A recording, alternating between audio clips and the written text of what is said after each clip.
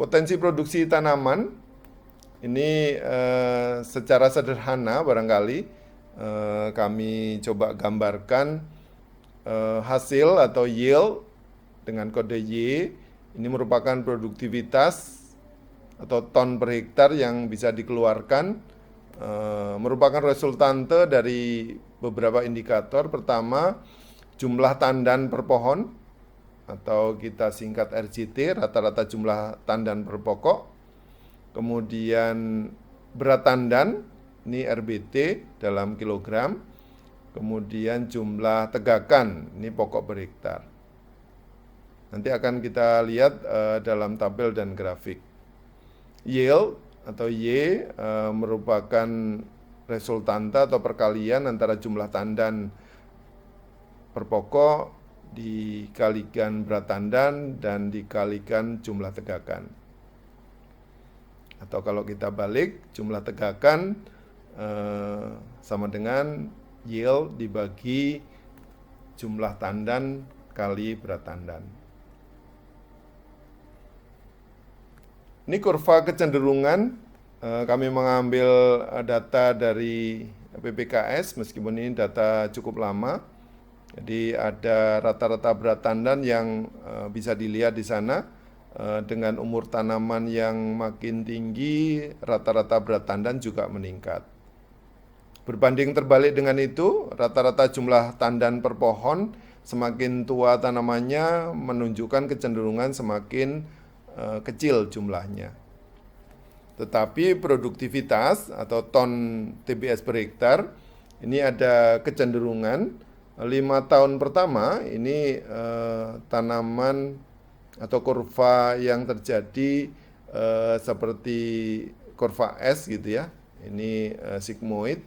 Kemudian 5 tahun kedua ini cenderung mengalami kurva yang landai atau datar.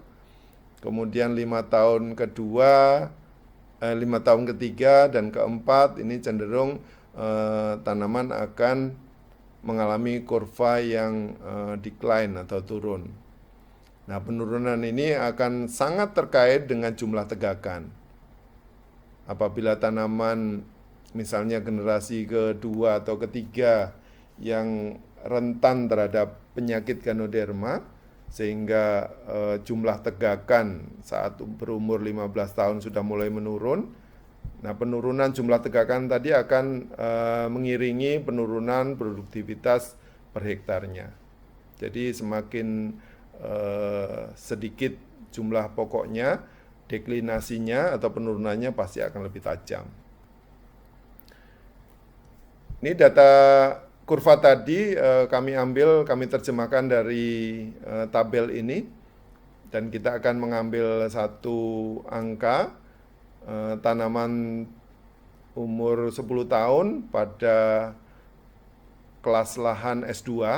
Ini tertera di sini produktivitasnya 28 ton per hektar, kemudian rata-rata berat tandan 17,5 kg, dan rata-rata jumlah tandan per pohon 12,3.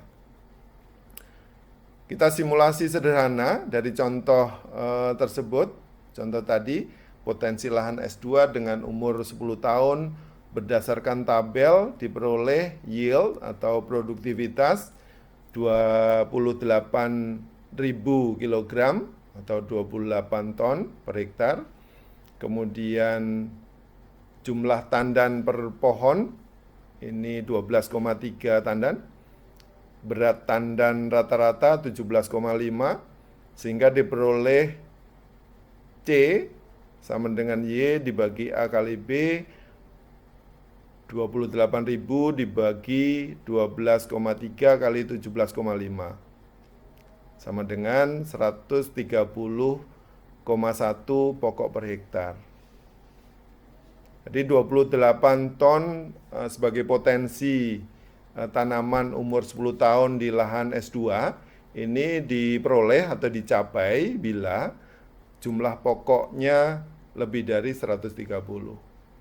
Sehingga ketika jumlah pokok kurang dari itu, pasti menimbulkan penurunan potensi. Tegakan atau pokok per hektar menjadi penentu produktivitas tanaman. Secara mendasar akan ada ketentuan ataupun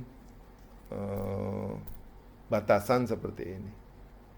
Jadi semakin bisa kita mempertahankan pokok per hektar atau jumlah tegakan atau SPH, produktivitas dapat kita pertahankan. Relevansi inventarisasi pokok, Bapak Ibu pembelajar pemerhati kelapa sawit yang budiman, dengan jumlah tegakan ataupun stand per hektar SPH yang ideal dengan performa jagur dan homogen, diharapkan pertama, kultur teknis dan penggalian potensi produksi mudah direncanakan. Karena berapa pupuk yang dibutuhkan, berapa tenaga yang dibutuhkan untuk berbagai kultur teknis, ini mengacu kepada jumlah pokok. Juga potensi produksinya juga bisa direncanakan dengan baik. Misalnya di lapangan ada berapa pokok, tinggal disandingkan saja dengan parameter jumlah tandan, berat tandan, akan kita bisa melakukan taksasi dengan baik. Kemudian pemeliharaan tanaman, rotasi relatif dapat terjaga optimal karena sesuai dengan yang ada di lapangan. Produksi tercapai sesuai potensi, karena ketika jumlah tandannya tertentu, berat tandannya tertentu, nah yang menjadi variabel berikutnya adalah jumlah pokok. Potensi akan tergali kalau jumlah pokoknya memenuhi standar atau ideal. Kemudian dengan data yang valid tadi, dengan berbagai perlakuan yang sesuai dengan norma, produksi tercapai sesuai potensi, pasti biaya produksi atau harga pokok produksi dapat terkendali. Dan ini menjadi salah satu kriteria tanaman mendapatkan profitabilitas yang tinggi. Dan ini tentu saja menjadi indikator keberhasilan kita mengelola kebun. Dengan data inventarisasi pokok yang valid dan terkini, ini sebenarnya secara fundamental, mendasar gitu, kebun memiliki indikator yang terukur dalam meraih produktivitas. Karena salah satu variabel produktivitas tadi adalah jumlah pokok per hektar. Bapak Ibu pembelajar dan pemerhati kelapa sawit yang budiman, kita akan coba menarik benang merah dari diskusi kita bahwa dalam pengelolaan produksi tanaman, sesuatu yang fundamental ataupun mendasar ini perlu dilakukan, salah satunya dengan inventarisasi pokok. Dan ini mutlak dilakukan. Jadi sebelum kita mengerjakan atau merencanakan yang lain, jumlah pokoknya kita inventarisir dulu, kita identifikasi dengan baik.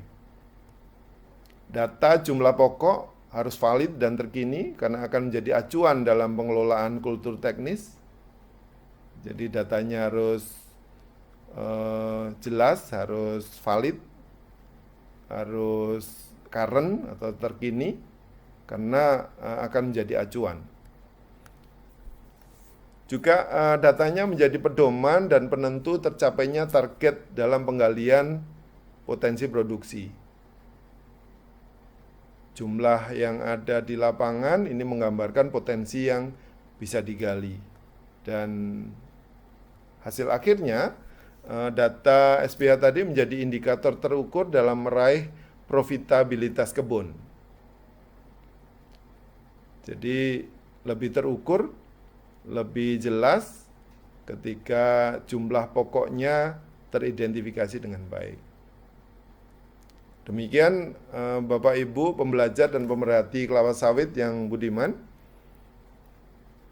Salah satu hal mendasar yang menjadi filosofi dari kultur teknis adalah mendapatkan gambaran jumlah pokok yang ideal atau yang standar.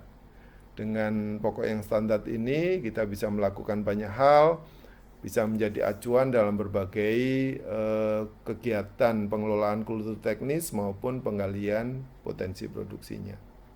Demikian Bapak Ibu, pada kesempatan terakhir izinkan kami untuk mengingatkan kembali bahwa hal-hal yang sudah lama kita abaikan atau kita kesampingkan, mungkin ke depan mulai perlu kita tengok kembali, kita praktekkan kembali, karena best practice ini di beberapa perusahaan ternama ini masih memberlakukan back to basic atau hal-hal mendasar yang dulu pernah diterapkan dan belakangan sudah mulai ditinggalkan. Demikian Bapak Ibu pembelajar pemerhati yang budiman, mudah-mudahan ada manfaatnya.